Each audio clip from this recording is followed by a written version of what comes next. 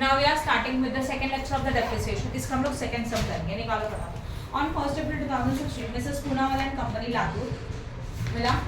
Question number 2, page number 223. Okay. On 1st April 2016, Mrs. Poonawalla and Company Latur purchased equipment of 50,000 against check. हम लोगों ने equipment purchase किया, तो equipment is also your assets. और इसको purchase किया हम लोगों ने चेक पेमेंट करके, तो चेक पेमेंट करे तो कैश आना चाहिए कि बैंक आना चाहिए. सही है. अच्छा मुझे बताओ परचेस का एंट्री कहाँ होता है, डेबिट की क्रेडिट? डेबिट. अभी भी याद नहीं है, कॉन्फिडेंस होना चाहिए फेस पे, पता चल रहा है डायरेक्टली. परचेस का एंट्री कहाँ पे होता है, डेबिट में होता है. Then it is they decided to follow the fixed installment method of the depreciation. उन्होंने डिसाइड किया कौन सा मेथड फॉलो करेंगे, fixed installment method of depreciation. तो इस मेथड में हम लोग डेप्रिसिएशन हमेशा कैलकुलेट करते हैं किसके ऊपर, ओरिजिनल कॉस्ट के ऊपर. किसके ऊपर डेप्रिसिएशन कैलकुलेट करते हैं, ओरिजिनल कॉस्ट के ऊपर. Then the life of equipment is estimated at 8 years. और हमारा जो लाइफ इक्विपमेंट का 8 years का scrap value of the equipment at the end of the life is 2000 and on 1st Jan 2019 entire equipment was sold for 35,000. और यही equipment हम लोगों ने बाद में सोल्ड भी कर दिया. सेल्स का एंट्री कहाँ होता है, डेबिट की क्रेडिट? क्रेडिट. अगर परचेस का डेबिट होता है तो सेल्स का कहाँ होता है, क्रेडिट. सही है. ओके. सेल के बाद प्रॉफिट भी हो सकता है, लॉस भी हो सकता है. प्रॉफिट का एंट्री डेबिट एंड लॉस का एंट्री क्रेडिट. ठीक है. The firm close it's books on account on 31st March. Every year हमारा बुक्स कितने तारीख को क्लोज हो रहा है, 31st मार्च को हमारा ईयर एंडिंग है. वहाँ से नेसेसरी जर्नल एंट्री हो रहा है, बट हम लोग जर्नल एंट्री नहीं करेंगे. फॉर 3 इयर्स है, तो हम लोग ओनली 3 इयर्स का लेजर बनाएंगे. कौन कौन सा लेजर, फिक्स एसेट्स का ledger as well as depreciation का लेजर. ओके. यहाँ पे क्या फिक्स एसेट्स है, इक्विपमेंट है, तो यहाँ पे क्या लिखा जाएगा,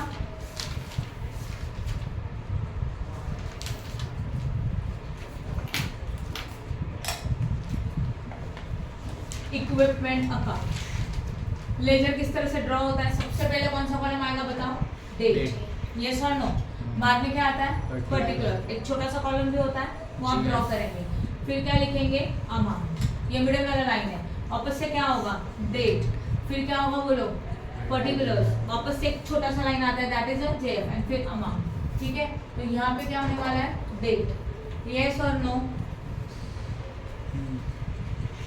फिर यहाँ पे पर्टिकुलर्स. यहाँ पे क्या होगा, अमाउंट. अगेन क्या होगा, date. Here is what, particular. यहाँ पे एक छोटा सा लाइन आएगा, that is known as a what, JF and this is known as a what, amount. यहाँ पे होता है डेबिट, यहाँ पे क्या किया जाएगा, क्रेडिट. ओके. चलो बताओ फर्स्ट एंट्री को रीड करते करते slide wise step wise entry करेंगे. 1st अप्रैल 2016 में हम लोगों ने एसेट्स को परचेज किया. यस और नो. अगर एसेट्स को परचेज करते हैं 16 में, तो ईयर होता है हमारा 2016 2017. यहाँ पे भी 2016 एंड 2017. ये क्लियर है. परचेज करें तो एंट्री क्या होने वाला है, डेबिट. तो डेबिट में लिखेंगे 1st अप्रैल, डेट लिखा. पेमेंट करते हो बैंक चेक में किया, तो क्या आएगा, बैंक अकाउंट, और ब्रैकेट में लिख दो परचेज. तो आपको याद रहेगा परचेज कहाँ पे होता है, डेबिट. कितने अमाउंट का परचेज किया बताओ, 50,000 का परचेज किया. राइट है. तो 50,000 का अमाउंट लिखा. सही है. क्या हुआ, कुछ डाउट है क्या? नहीं, उसको बुक में काटा है 50,000 पता नहीं. उसका ओल्ड बुक है. समझा यहाँ तक, बस इतना ही दिया और कुछ है क्या. अब नाउ लिसन. जैसे ही मैंने बताया तो हम लोग यहाँ पे क्या करेंगे, एक वर्किंग नोट बनाएंगे. सही है ना, बताया था मैंने वर्किंग नोट बनाएंगे. ओके. अब वर्किंग नोट में ये चेक करो, हम लोगों का एसेट्स परचेज कब किया था, 1st अप्रैल 2016 में किया था. राइट है. और परचेज का ओरिजिनल कॉस्ट कितना था, 50,000 था कि नहीं था. ओके. फिर फाइंड आउट करो क्वेश्चन में रेट ऑफ डेप्रिसिएशन है क्या, परसेंटेज में. चेक करो, नहीं है. और बट रेट ऑफ डेप्रिसिएशन नहीं है, but estimated life, scrap value, ये दोनों दिया है. तो ऐसे सिचुएशन में हम लोग एक फॉर्मूला यूज करते हैं डेप्रिसिएशन फाइंड आउट करने के लिए. क्या फॉर्मूला बता रही, depreciation is equal to cost minus scrap value divided by estimated life. This is your formula. Cost का मतलब होता है ओरिजिनल कॉस्ट. मतलब rule is what, when the rate of depreciation is not given. जब हम लोगों को रेट होता है 10%, 5%, 20%, अगर ये रेट नहीं दिया होगा तो डेप्रिसिएशन कैलकुलेट करने के लिए ये फॉर्मूला यूज कर सकते हो, और वो भी फिक्स इंस्टॉलमेंट मेथड में, किसी और मेथड में नहीं. तो क्या फॉर्मूला है, cost minus scrap value divided by what, estimated life. What is the cost of the assets, this is a 50,000. हाँ ना. Then what is the scrap value, check करो, बोलो क्या है स्क्रैप वैल्यू, दिया है क्वेश्चन में, दिया है ना, scrap value of the equipment at the end of the life is estimated 2000। कितना अमाउंट है? 2000। तो स्क्रैप वैल्यू, अच्छा स्क्रैप वैल्यू का मतलब क्या होता है? फेंकने के बाद, फेंकते वक्त है तो उसको भंगार में बेचा तो उसका कितना पैसा मिलेगा? तो उसका वैल्यू कितना मिल रहा है? 2000। And what is the estimated life of your project? कितना है लाइफ इसका? 8 इयर्स। बोला है ना, मतलब ये एसेट्स हम लोग 8 साल के लिए यूज कर सकते हैं, उससे ज्यादा नहीं कर सकते, उसके बाद ये खराब हो जाएगा। ये इस कंडीशन में नहीं रहेगा कि आप इसको यूज कर सकते हैं, राइट है? ओके, अब 50 माइनस 2 कितना होता है? 48,000 डिवाइडेड बाय 8। बोलो 48,000 8 का एक बार आता है, ट्राई करो। 8 6 48 ना, तो ये 6 और ऊपर के 3 0। This is a depreciation for per annum. क्यों पर एनम? ये इयर्स थे, आपने 8 ईयर से डिवाइड किया तो जो भी डेप्रिसिएशन मिलेगा वो 1 ईयर का डेप्रिसिएशन ये रहेगा। हो गया डेप्रिसिएशन हर एक साल का, सही है ना? तो डेप्रिसिएशन 1 टाइम में मिल गया पूरा का पूरा। अब मुझे बताओ, हम लोगों ने ये एसेट्स ओरिजिनली कितने में परचेज किया था? 50,000, सही है। लेस क्या करते हो? डेप्रिसिएशन। कौन सा ईयर का? पहला ईयर कौन सा है? 1670। डेप्रिसिएशन कितना हो गया बताओ? 6 मिलेगा कितना? 44,000। This is known as a W. ये फर्स्ट ईयर होगा, सही है? समझा कि नहीं समझा? तो परचेज का एंट्री किया, परचेज के बाद डेप्रिसिएशन कैलकुलेट करके वो स्टेटमेंट बनाया इस तरह से। ओके, अब मुझे एक बात बताओ, इस ईयर में और कुछ परचेज है क्या? चेक करो है क्या? क्वेश्चन में और कोई परचेज दिया है इस ईयर में, मतलब 16-17 में? नहीं है। ओके, बाकी कोई ट्रांजैक्शन है क्या? नहीं है। तो अभी आया ईयर एंडिंग। ईयर एंडिंग में क्या कैलकुलेट होता है? डेप्रिसिएशन कैलकुलेट होता है, ठीक है। डेप्रिसिएशन का एंट्री कहाँ पे करते हो? डेबिट की क्रेडिट? क्रेडिट। तो क्रेडिट पे क्या लिखा जाएगा बताओ? By depreciation account. Date is what? Year के एंड में 31 मार्च। एंड कितना डेप्रिसिएशन आया था हमारा? 6,000। वो 6,000 हम लोगों ने यहाँ लिखा, सही है। ईयर खत्म, अब ईयर को क्लोज करेंगे और उसका बैलेंस निकालेंगे। बैलेंसिंग के लिए बीच में 2 से 3 लाइन गैप छोड़ो, सिंगल अंडरलाइन, सेम लाइन में सिंगल अंडरलाइन, डबल अंडरलाइन, हो गया। अब बताओ यहाँ पे कितना है? 50। तो यहाँ पे अमाउंट कितना आ जाएगा? 50,000। यहाँ पे भी कितना आ जाएगा? 50,000। 50 माइनस 6 कितना होता है? 44,000, सही है ना? 44,000 और इसको सर्कल, और इसको क्या लिखेंगे? बोलो Rishabh. By carried down. Year ending is 31 March. Yes और नो? अब आता है नेक्स्ट ईयर। नेक्स्ट ईयर कौन सा रहेगा? 70-80 होगा कि नहीं होगा? 70-80। यही बैलेंस कैरिड डाउन यहाँ पे आएगा, to balance brought down. And amount is how much? 44,000। And date is 1 April. I hope no doubt in this. समझा कि नहीं समझा? पक्का? कुछ डाउट है यहाँ तक? Good. After that next one. और देखो इस ईयर में और कुछ परचेस है क्या? चेक कर लो। 17-18 के ईयर में कुछ ट्रांजैक्शन है क्या? सेल या तो परचेस? सेल किया है, कौन से डेट को किया? 35,000। हाँ, but date is what? 1 Jan 2019 को सेल किया। ये ईयर कौन से, ये डेट कौन से ईयर में आता है? नेक्स्ट ईयर 18-19 में आता है, हाँ ना? मतलब वो ईयर के अंदर ही डेट आता है ना। 18 को शुरुआत, मार्च को खत्म हो रहा है, ये समझा? 18-19 कैसे? Because 18 is start on 1 April and and on 31 मार्च 2019। तो यहाँ आता है 1 Jan 2019, सही है? समझा कि नहीं समझा? तो ये जो सेल का ट्रांजैक्शन है वो 18-19 में हो रहा है। अभी कौन सा ईयर है? 17-18। तो ऑब्वियसली सेल जो हुआ वो नेक्स्ट ईयर में होगा। तो इस ईयर में कोई सेल नहीं है। In this year any purchase is also not there. Purchase भी नहीं है और सेल्स भी नहीं है। तो ऑब्वियसली और कुछ ट्रांजैक्शन है क्या? नहीं। तो आता है ईयर एंडिंग। ईयर एंडिंग में क्या कैलकुलेट होता है वापस से? डेप्रिसिएशन। ओके, तो डेप्रिसिएशन तो कैलकुलेट करके रखा है, बस यहाँ माइनस करना है। लेस डेप्रिसिएशन 17-18 कितना आएगा? ऑब्वियसली 6,000 माइनस करेंगे तो कितना मिलेगा? 38,000। And this is known as what? WDV, सही है। बट यही डेप्रिसिएशन कहाँ लिखो? डेबिट की credit? Credit. Date is what? 31 March. क्या लिखेंगे? By depreciation account. और अमाउंट कितना आएगा बोलो? 6,000। अब ईयर को क्लोज करना है, राइट?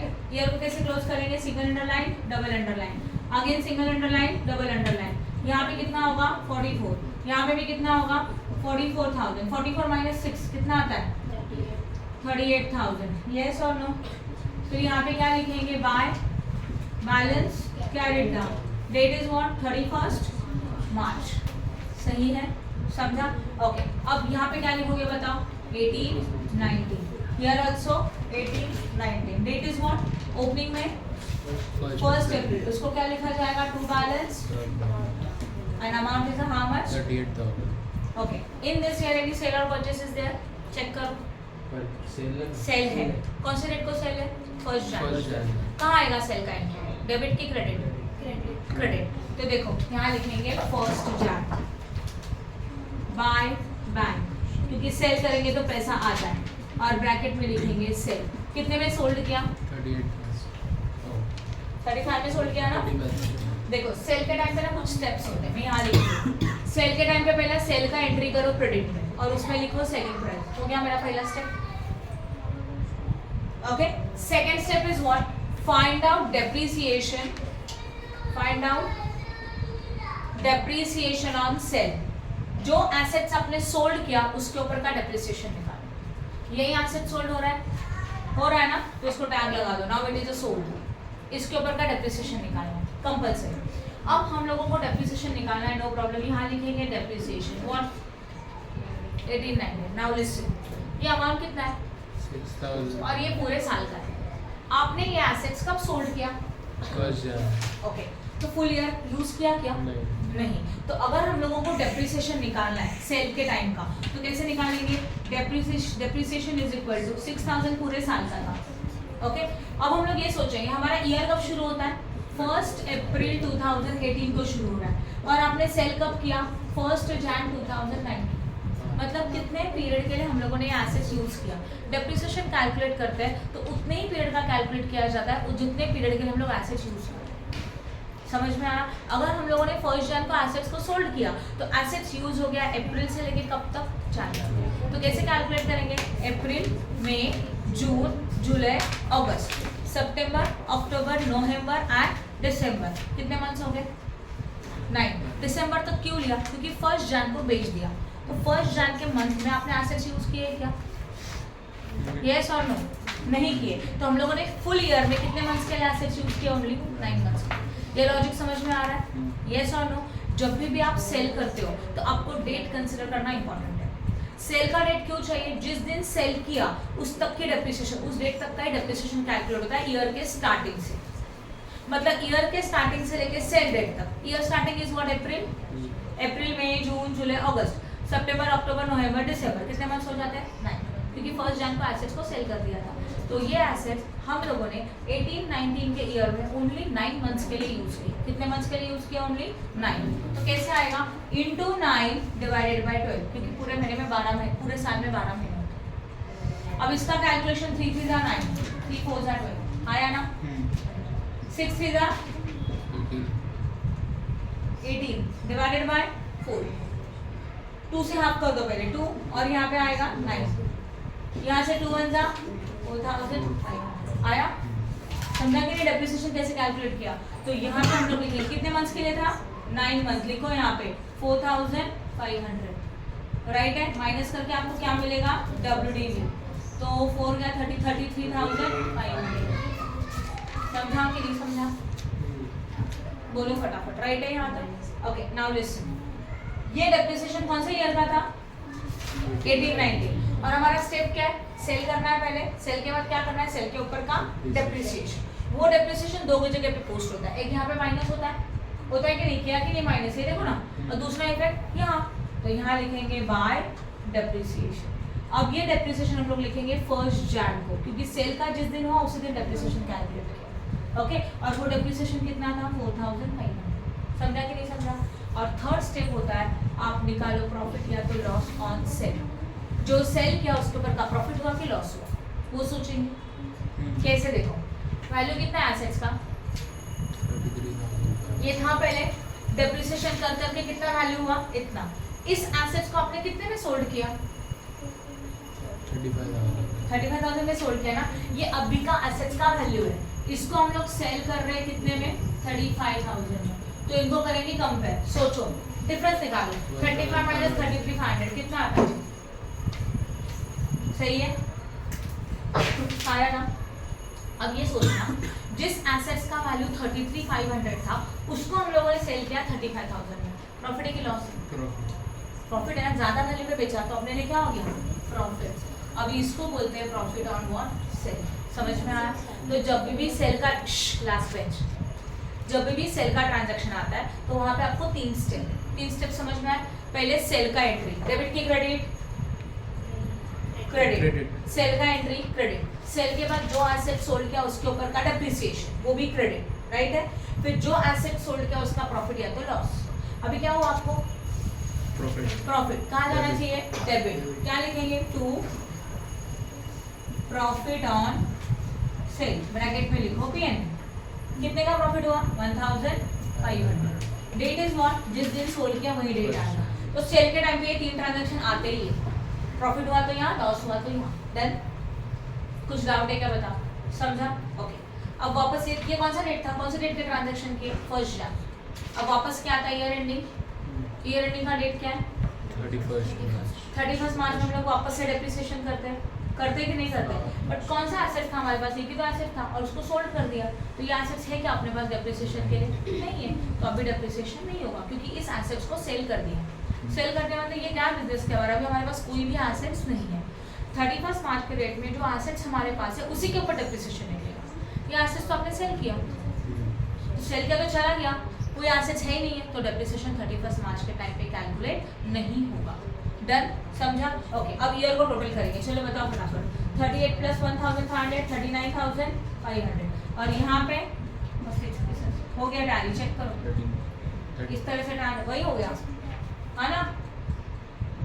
39,500 39,500 टैली हो जाता है, बैलेंस नहीं आता। समझा? ये सम क्लियर है सबको? इस सम में रेट ऑफ डेप्रिसिएशन नहीं था, तो रेट ऑफ डेप्रिसिएशन नहीं है, बट क्वेश्चन में स्क्रैप वैल्यू है एंड एस्टिमेटेड लाइफ है, तो हम लोगों ने ये फॉर्मूला यूज करके डेप्रिसिएशन निकाला। ये डेप्रिसिएशन पूरे साल के लिए है। पहला कुछ समझ में आया? ओके। हम लोगों ने पहले एसेट्स अकाउंट बनाया, परचेस किया तो डेबिट पता है, चेक से पेमेंट किया इसके लिए बैंक। कौन से डेट को परचेस किया? 1 अप्रैल। इन दिस ईयर और एनी अदर ट्रांजैक्शंस नहीं है, कोई भी ट्रांजैक्शन नहीं है, तो उस ईयर के एंड में क्या निकलता है? डेप्रिसिएशन।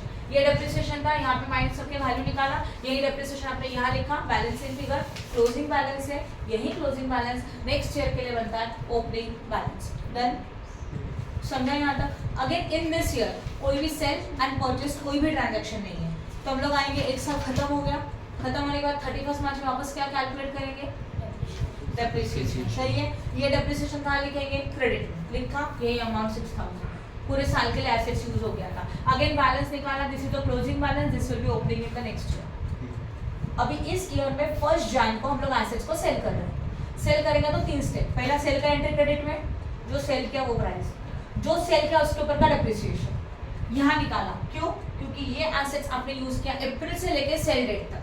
सेल डेट कौन सा था बताओ? जैन था, 1 जन। मतलब 1 जन को एसेट सोल्ड किया, तो ये एसेट्स आपने जन के मंथ में यूज नहीं किए। अप्रैल, मई, जून, जुलाई, अगस्त, सितंबर, अक्टूबर, नवंबर, दिसंबर, 9 मंथ्स हो गए, राइट?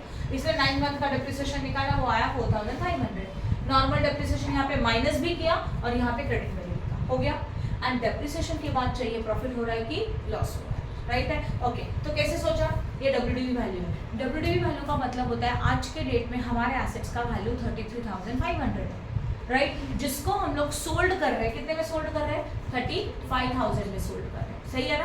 तो सोल्ड किया तो उसका जो डिफरेंस आया, सोचो 33,500 का एसेट्स अगर 35 में सोल्ड करो मतलब ज्यादा प्राइस में सोल्ड करो, तो ज्यादा प्राइस में सोल्ड करो तो अपने लिए क्या है? प्रॉफिट है, राइट है? तो अगर ये प्रॉफिट हुआ तो प्रॉफिट लिखा और प्रॉफिट का एंट्री यहाँ पे आता है डेबिट, वो लिख दिया एंड देन टोटल किया।